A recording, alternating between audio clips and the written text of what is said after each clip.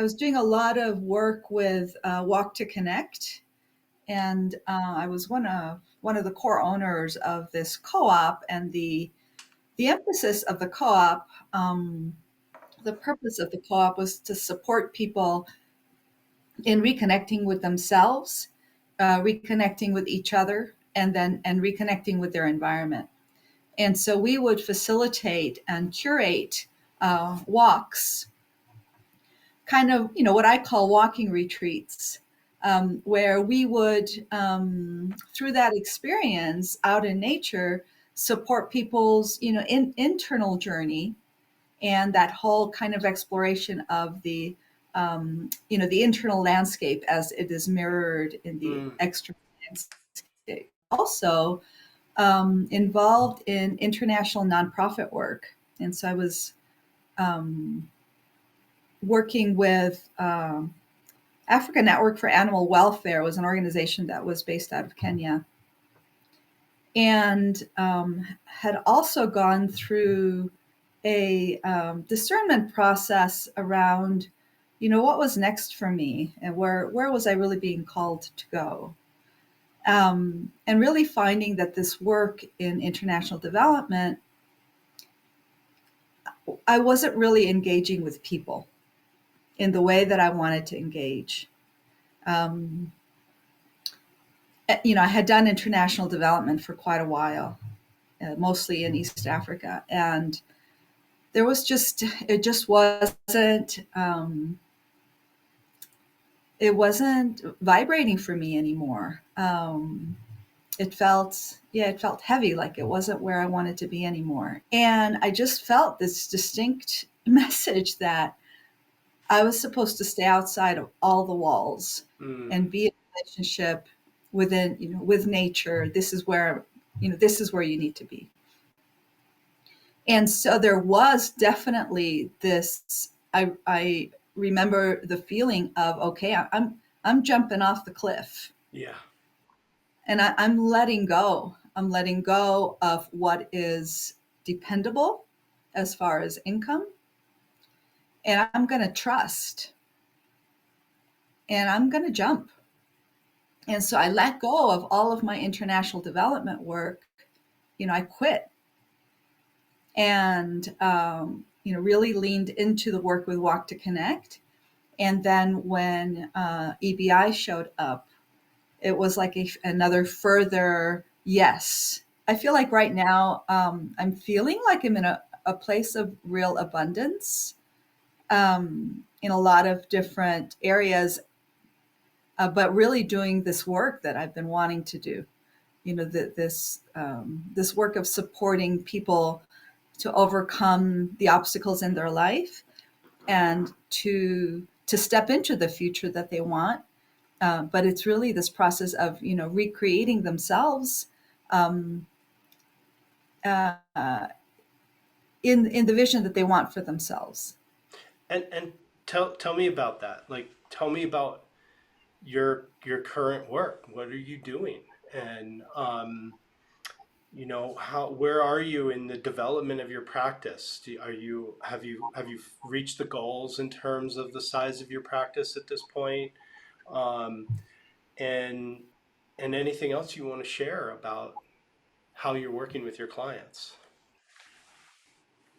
Um, I have not yet reached the size of the practice that I'd like to have, Hmm. but um, I am working with several individual clients, and doing a lot of the work out in nature. Um, what I call, land experiences, where we actually have our sessions out in nature. And doing a combination of virtual as well as coaching out on the land for individuals. I've also started guiding pilgrimage, and Say more. yeah, and it's, just kind of this beautiful coming together of a lot of different um, things that really resonate for me, and also aligning with my own lineage. So I'm half Spanish and half Ecuadorian. And uh, before I even started EBI, I had the opportunity to go and walk the Camino de Santiago, which is a very, ancient pilgrimage route that goes across the northern part of Spain.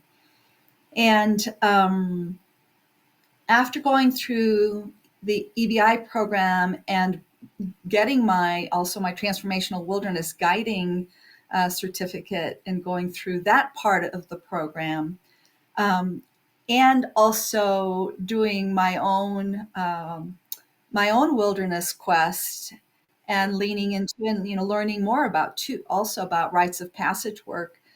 It seemed like this perfect and beautiful convergence of so many of these streams. And a friend of mine whom I actually met while walking the Camino the first time, which was back in 2018, she reached out to me a couple of years ago, and she said, "Maria, let's guide pilgrimage together." And so, what a beautiful way of putting all of these skills to work, as well as this deep sense of call of bringing in together, the inner wilderness and the outer wilderness experience, which is what pilgrimage is. Mhm. It's that mirrored reflection of who we are, and how does nature mirror that so that we can see it and we can experience it and we can be in conversation. Um, And so last fall, I had the opportunity to guide 10 pilgrims along the Camino. And then this year, we have another 10 pilgrims that we're guiding. And then 2024, we're planning on doing two different Oh, pilgrimages. So in 2024 in um, Spain. in Spain. Wow. And so Yeah. are these are your clients that are coming on this, are they coming from the United States, and you're helping them, or you like, it seems like there's just a tremendous amount of logistical planning that's a part of this event. Absolutely. So, yes, all of the pilgrims are from the United States. And so my work has been not only to hold, support the container of a rite of passage and walking alongside, these pilgrims even before leaving for Spain and, walking through the aspects of ceremony. So Yeah. there's that piece of it. And then the logistics, which is, all of the hotel accommodations, Yeah. the food, the actual route planning. Um, how many days are we going to be walking? What's that route look like? And then also the transport logistics. Yeah. Um, so working with vendors in Spain that are providing,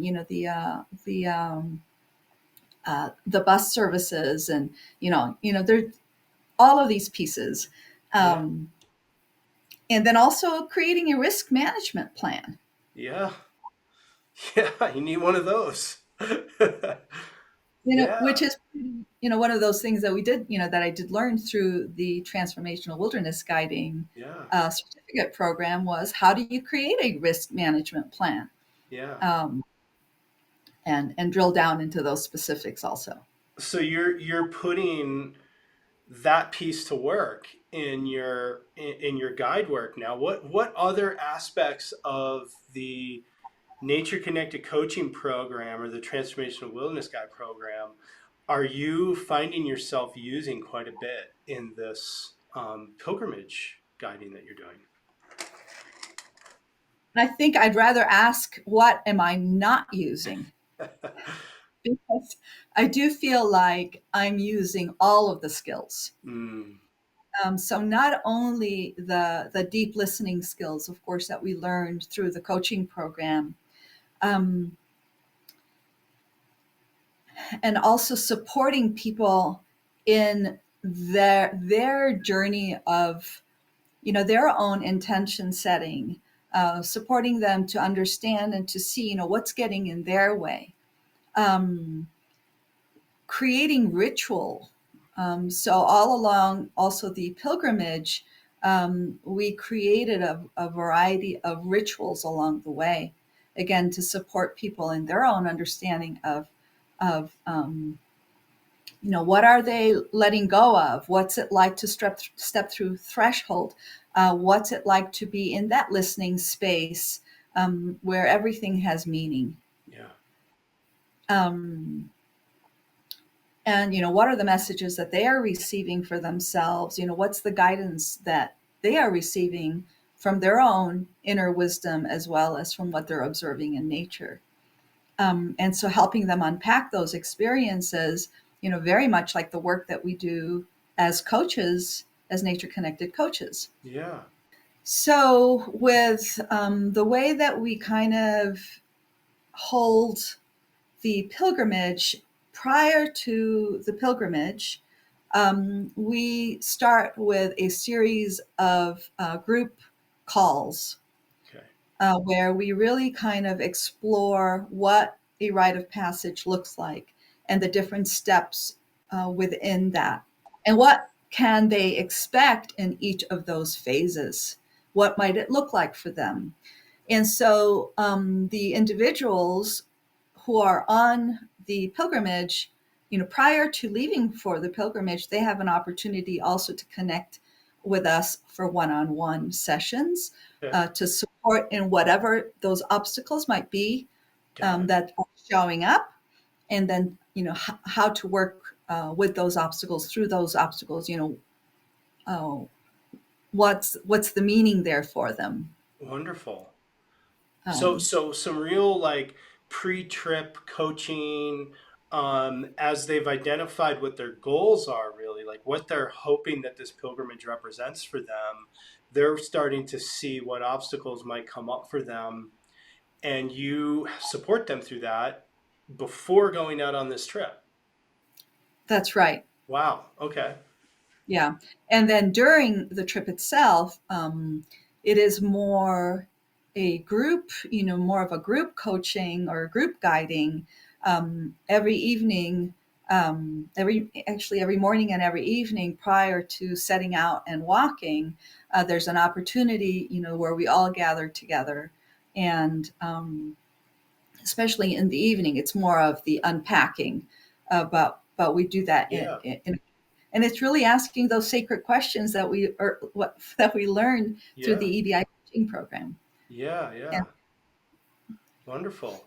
And then what happens at the on the other side of the experience for them? so on the other side of the experience, so after we've finished the pilgrimage, there we do an incorporation session right after pilgrimage, um, before they even get back on the plane, where we have a day of really that, kind of that integration and Hmm. what are the next steps for them. So, really, all of those pieces of the individual coaching that we learned through NCC, through the NCC program, we're also applying Yeah, in this broader container. So, exactly. It's all a of the wonderful pieces are there. example of that, of just how that can be applied in a small scale, like on a one-to-one coaching call, like you're doing pre-trip with people, but also over a long period of time. Yeah. Right. And then when they come back, we do two incorporation calls afterwards to see, just that providing that additional support of, what's showing up now, Wow. um, and how are you stepping into that vision of yourself, that desired vision for yourself now, and what are obstacles that are showing up right now.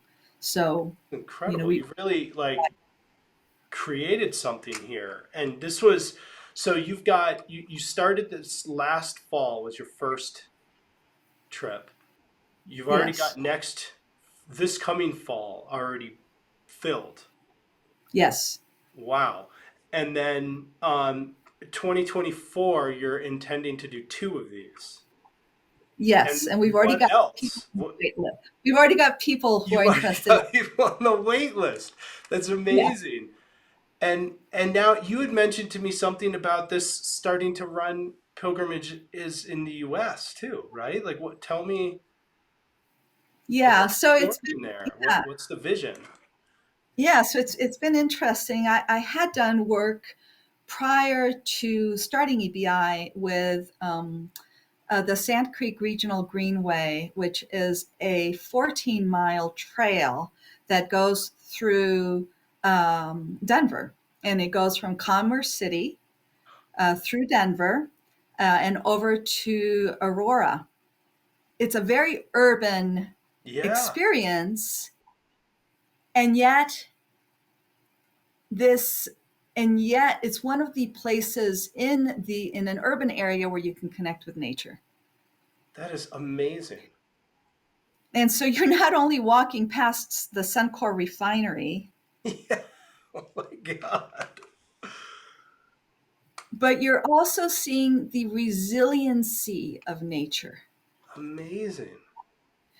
And so we're putting together right now a program. We're calling it the Camino de Sand Creek.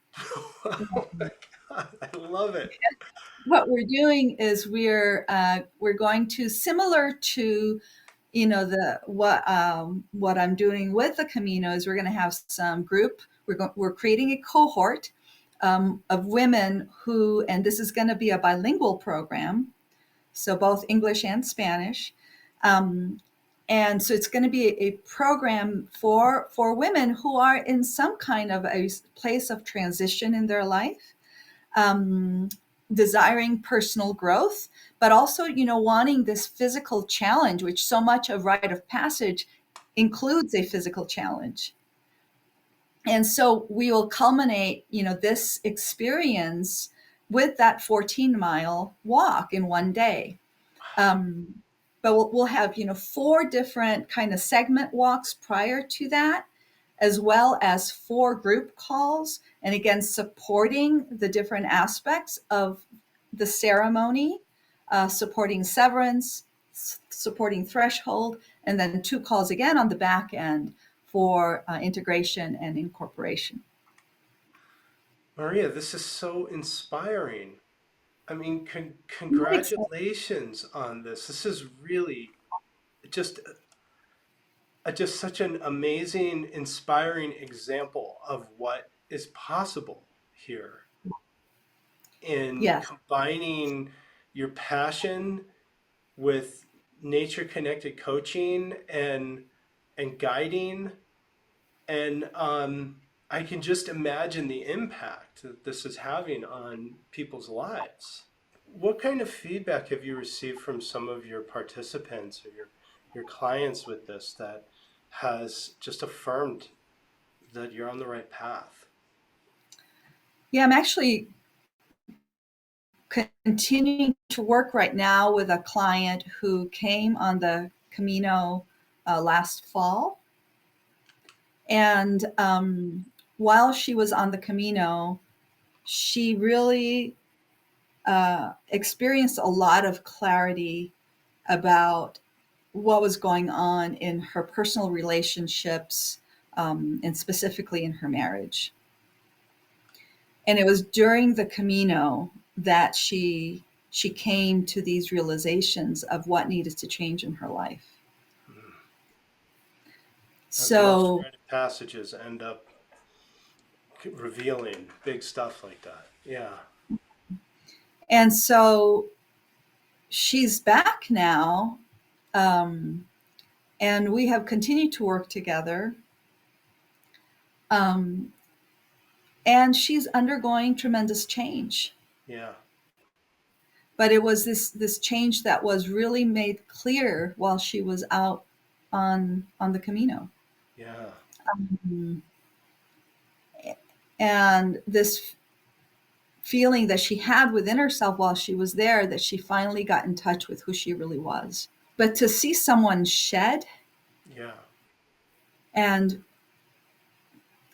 to step into, to rediscover who they are, to discover what their true preferences are, their true way of living is, or their true way of showing up in the world, um, rather than what has been imposed on them from, wherever that those stories were coming from. Yeah. So to see someone beginning to step into themselves in that way is really a beautiful experience. Just thinking about the, how courageous these participants are to not only take on the physical challenge, but also the the responsibility of change that comes out of that experience. And they have you as their guide and support system through that change, and you've been able to witness from this beginning, the starting point, the a part of creating the space for that change to start to awaken inside of them, and then to be able to be with them through that, through the entirety, or the long haul, Right. the long game, as they say, right? um, Really Yeah. amazing opportunity. To be able to sit across from someone and hear them speak from that place of raw honesty. And sometimes for them, it's the first time that they've ever been completely honest with themselves. Mm-hmm. It's a very privileged thing to witness. It's something that I hold very tenderly Yeah. and very carefully. But to hold someone's story in that way, with gentleness and care, someone who's, speaking so deeply from their heart, from that, deep place within. And sometimes the words are coming out for the first time. Yeah. In the NCC coaching piece of it itself, what was really profound for me was this idea, this concept of the mythic image, and that we can recreate ourselves, Yeah. that we can step into that new way of being for ourselves, um, and we can rewrite those internal programs. We can choose into the story that we want. Um, and that it takes that work of also deep listening to ourselves and being with ourselves in a very compassionate way, um, in order to be able to, um, to step through or to come out on the other side. Um, and it's an opportunity to really do that work. I really found that the NCC program offered me a uh, a very held, um, supportive, and nurturing environment to do that internal work. Yeah. Because it's like we don't get to the other side unless we Yeah. we get to the work. Yeah. I And mean, so that often that call to the other side, so to speak, the call to vision is also a call to transform internally. Yeah. right. Yeah. In our talking with students who or potential students, folks that are looking at this certification program and are interested in considering becoming a nature connected coach, many of them are, not all of them, but many of them are interested in facilitating retreats, transformational retreats or transformational experiences that involve wilderness and adventure, and those type of things. And, you know, is there anything, as you imagine somebody with that vision in their mind considering going through this program, is there anything that you would want them to hear from you? Anything that you think they should know? To really stay connected with that vision, Yeah. really, really having that, and the and things also, kind of show up in unexpected ways. but that's still aligned with vision. Um, and that still are like stepping stones towards that bigger vision. Like for example, this work that's coming up for me right now with the Sand Creek Parkway. You know, one of my visions has been to work with the Spanish speaking community Yeah. and to work with the Spanish speaking community here in the Denver area locally, and to help people find nature in their own backyard and connect with nature that's in their own backyard or not too far away from where they live. Um, and so even though I've been doing, you know, the Camino de Santiago and taking people to Spain, I don't need to take people to Spain to do this. I can work with people right here Yeah. and offer them that kind of transformational experience. And so it's almost like, yeah, you know, it's really cool to take people to Spain and do this guided pilgrimage, but which is the stepping stone, Right. you And know, you're perhaps.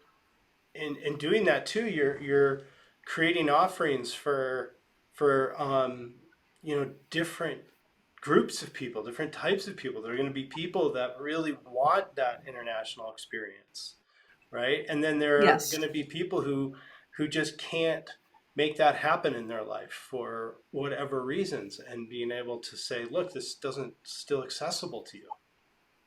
right. Yeah.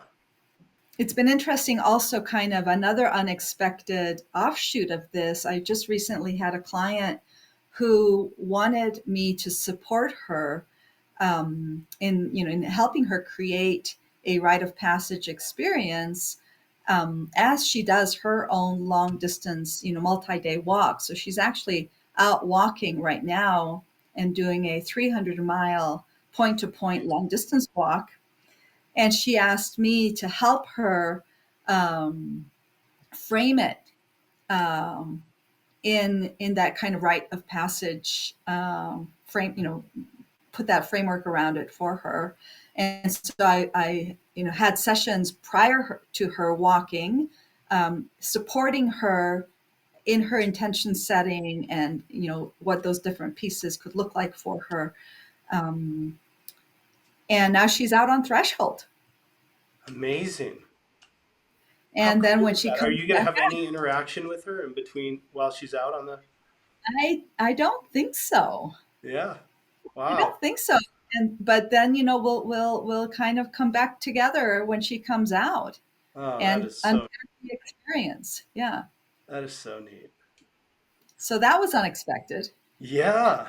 Really.